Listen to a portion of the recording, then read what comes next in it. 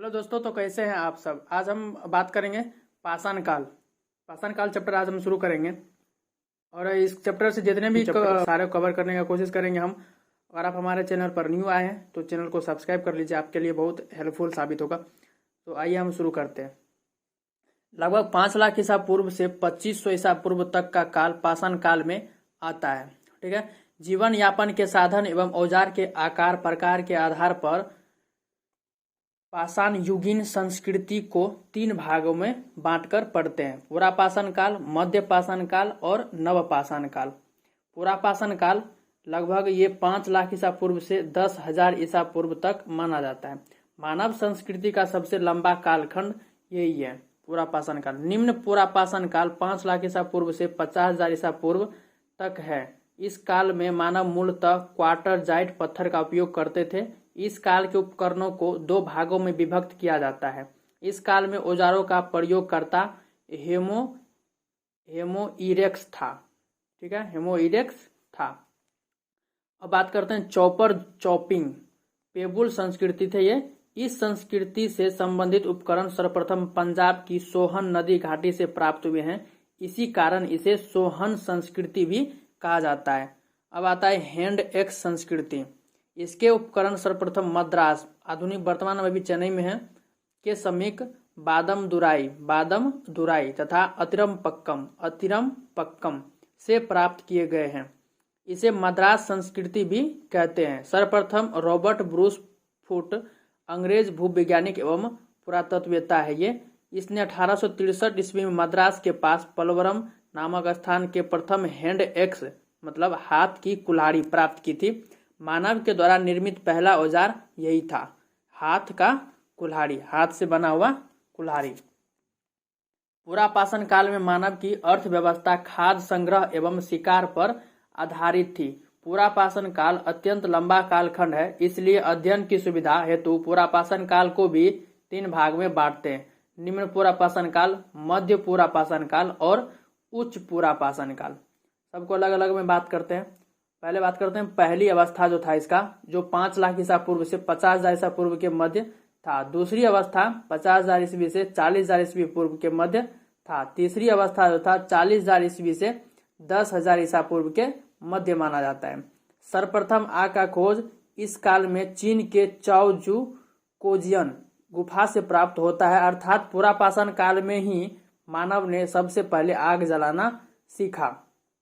आरंभिक पुरापाषाण युग के स्थल पाकिस्तान से स्थित पंजाब की सोवन या सोहन नदी की घाटी में भी पाए जाते हैं। आरंभिक पुरापाषाण कालीन औजार उत्तर प्रदेश के मिर्जापुर जिले में बेलन नदी घाटी में पाए गए हैं। मध्य पुरापाषाण काल जो है ये 50,000 ईस्वी पूर्व से 40,000 ईसा पूर्व तक माना जाता है। मध्य पुरापाषाण काल में क्वार्टरजाइट पत्थरों के स्थान पर जेस्पर, जट, फ्लिंट आदि पत्थर प्रयुक्त होने लगे। मध्य पुरापाषाण काल में क्वार्टरजाइट पत्थरों के स्थान पर जेस्पर, चट, फ्लिंट आदि पत्थर प्रयुक्त होने लगे थे। फलक उपकरण की प्रधानता के कारण इस काल को फलक संस्कृति की संज्ञा दी जाती है। फलक एक प्रकार का औजार होता है जिसे पत्थर को तोड़कर बनाया जाता है। कोई औजार पत्थर को तोड़कर बनाने में इससे काम आता है। अब आता है मध्य पुरापाषाण युग में मुख्यतः पत्थर के फलकों से बनी वस्तुओं का उपयोग होता था। इस युग के मुख्य औजार फलकों के बने विविध प्रकार के फलक, वेधनी, छेदनी और खुरचनी थे। अब आते हैं उच्च पुरापाषाण काल। 40,000 ईसा पूर्व से ये 10,000 ईसा पूर्व तक माना जाता है। इस युग के उपकरण ब्लेड की तरह पतले व धार युक्त होते थे। उच्च पुरापाषाण अवस्था के विश्वव्यापी संदर्भ में 2 विशेषताएं हैं: नए चकमक उद्योग की स्थापना और आधुनिक मानव जो होमोसेपियंस जिसको बोलते हैं का उदय हुआ। होमोसेपियंस का उच्च पुरापाषाण काल में मानव पहली बार हड्डी के औजार का प्रयोग करना शुरू किया। मध्य नर्मदा घाटी के हथनोरा जो होशंगाबाद से एक मानव की खोपड़ी मिली। भारत का एकमात्र मानव जीवाश्म है यही खोपड़ी। उच्च पुरापाषाण काल में पहली बार मानव का कला की ओर रुझान हुआ। सबसे पहले मानव शैल चित्रकला भित्ति चित्र से परिचित हुआ। शैल चित्रकला का पहला एवं सबसे महत्वपूर्ण साक्ष्य भीमबेटका मध्य प्रदेश में स्थित है, यहाँ से प्राप्त हुआ। पुरापाषाण कालीन स्थल का थोड़ा बहुत देख लेते हैं, 2 पॉइंट्स। महाराष्ट्र में निवासा के निकट चिरकी में हस्त कुल्हाड़ी, खुरचनी व बेधक पाए गए हैं। उत्तर प्रदेश के मिर्जापुर की बेलन घाटी से पशुओं के अवशेष मिले। 1863 ईस्वी में सर्वप्रथम रॉबर्ट ब्रूस फुट ने मद्रास के निकट प्रथम हैंड एक्स प्राप्त किया था। भारत में पुरापाषाण युगीन सभ्यता का विकास प्लीस्टोसीन काल मतलब हिमयुग में हुआ। इस काल में पृथ्वी की सतह बर्फ से ढकी थी। अब आता है मध्य पाषाण काल, इसको लघु पाषाण काल भी कहते हैं। लगभग 9000 ईस्वी पूर्व से ये 4000 ईस्वी पूर्व तक का काल है। यह पुरापाषाण युग तथा नवपाषाण युग के बीच का संक्रमण युग था। मध्य पाषाण काल में मानव ने 2 उल्लेखनीय सांस्कृतिक प्रगति की। पशुपालन। मध्य पाषाण काल में मानव पहली बार पशुओं को पालतू बनाना सीखा था। मानव ने सबसे पहले कुत्ता को पालतू बनाया, इसके बाद भेड़ व बकरी को बनाया था। अब आता है मृद भांड, मिट्टी के बर्तन। मृद भांड बनाने की कला मध्य पाषाण काल में विकसित हुई। ये मृद भांड हस्त निर्मित होते थे। मध्य पाषाण युग के स्थल जो थे ये थे मध्य प्रदेश, राजस्थान, उत्तर प्रदेश और बिहार में भी थे।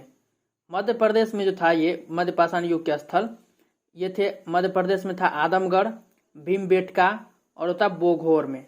राजस्थान में जो था वो था बागोर में, भीलवाड़ा अभी जो इसको बोलते हैं। और उत्तर प्रदेश में था महादहा या महदहा और दूसरा था सराय नाहर राय। महदहा या महदहा को अभी मेजा के समीप है और सराय नाहर राय अभी प्रतापगढ़ के समीप है। बिहार में था पायसराय जो मुंगेर के समीप है। कुंभकारी का विकास मध्य पाषाण काल में नहीं हुआ था। भारत में मध्य पाषाण काल के विषय में जानकारी सर्वप्रथम C.L. कार्लाइल द्वारा 1867 ईस्वी में विंध्य क्षेत्र में लघु पाषाण उपकरण खोजे जाने से हुई। मध्य पाषाण युग के लोग शिकार कर, मछली पकड़कर और खाद्य वस्तुओं का संग्रह कर जीवन यापन करते थे।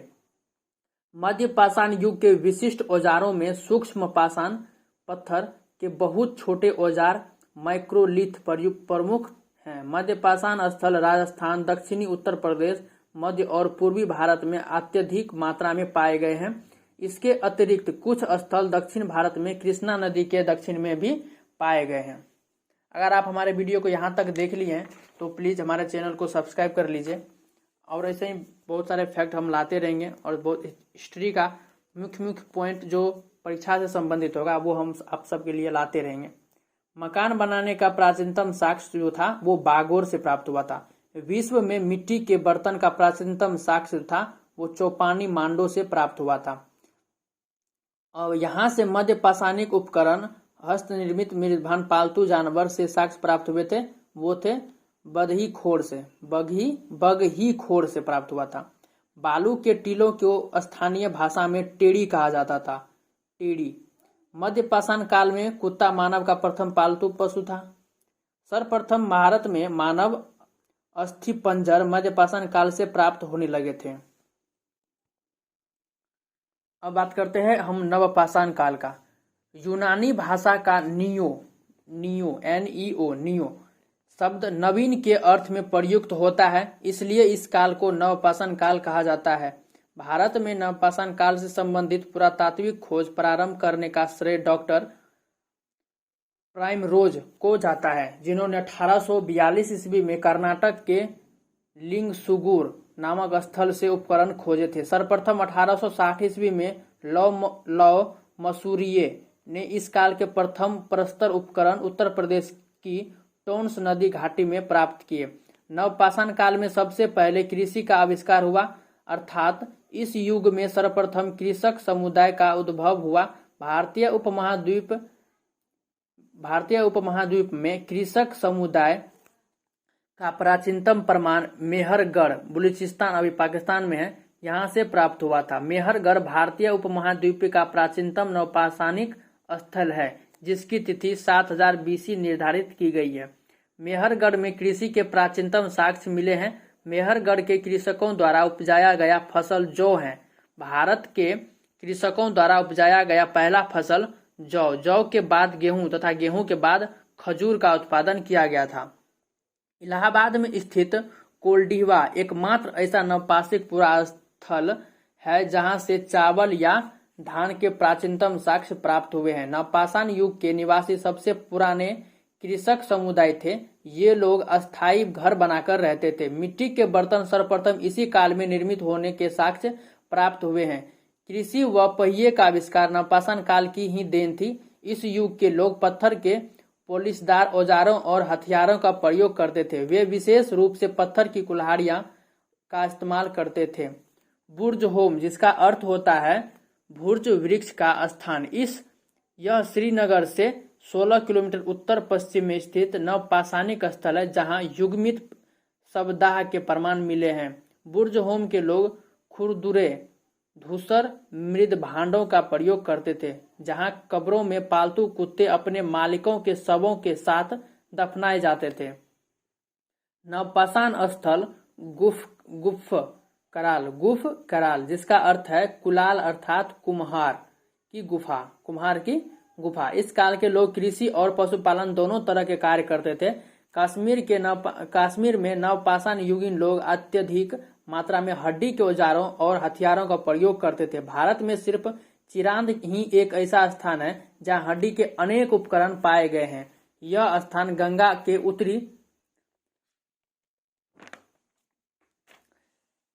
उत्तरी किनारे पर पटना से 40 किलोमीटर पश्चिम में स्थित है।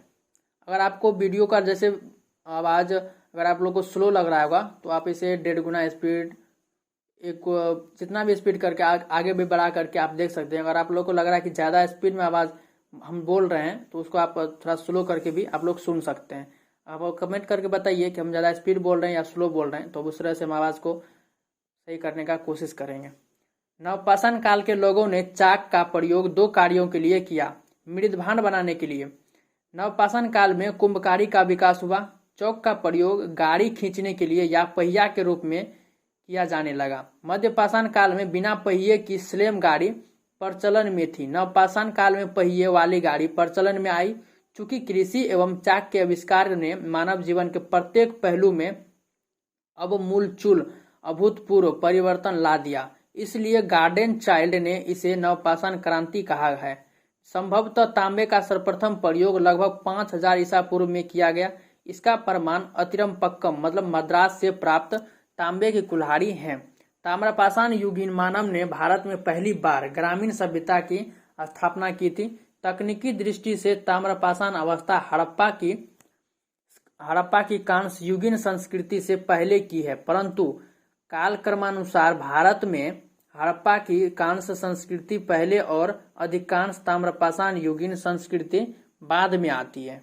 ठीक है, हम थोड़ा बहुत 1-2 पॉइंट्स हैं जो स्थल हैं और वो किस राज्य में अभी वर्तमान में है, थोड़ा बहुत उसका जिक्र कर लेते हैं, देखते हैं। अभी बुर्ज होम जो था वो अभी कश्मीर में है। गुफ कराल कश्मीर में है, कुम्हार की गुफा जिसको बोलते हैं, यह भी कश्मीर में है। मेहरगढ़ जो बलूचिस्तान पाकिस्तान में पड़ता है। महदहा अभी उत्तर प्रदेश में वर्तमान में है। कोल्डिहवा ये भी उत्तर प्रदेश में है। संगन कल्लू ये कर्नाटक में है। पिकली हल कर्नाटक में है। चौपानी मांडो उत्तर प्रदेश में पड़ता है। सारू तारू असम में है। चिरांद स्थल जो था पहले का वो अभी बिहार में पड़ता है। दाओजली अभी असम में है। मालवा ताम्रपाषाण संस्कृति की एक विलक्षणता यह है कि मालवा मृदभांड ताम्रपाषाण मृदभांडों में उत्कृष्टता माना गया है। जोरवे संस्कृति ग्रामीण थी, लेकिन उसकी कई बस्तियां जैसे दायमाबाद और इनाम गांव में नगरीकरण की प्रक्रिया प्रारंभ हो गई थी। इन लोगों ने सर्वप्रथम चित्रित मृदभांडों का प्रयोग किया था, जिसमें काले व लाल रंग के मृदभांड मुख्य थे।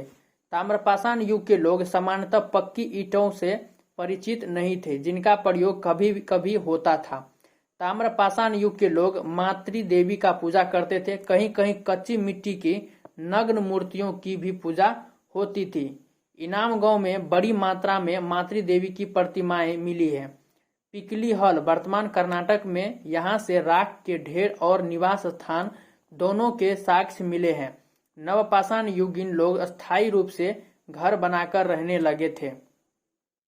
मेहरगढ़ में बसने वाले नवपाषाण युग के लोग अधिक उन्नत अवस्था में थे तथा कच्ची ईंटों के घरों में रहते थे। बर्तन बनाने की कला सबसे पहले इसी युग में दिखाई दी थी।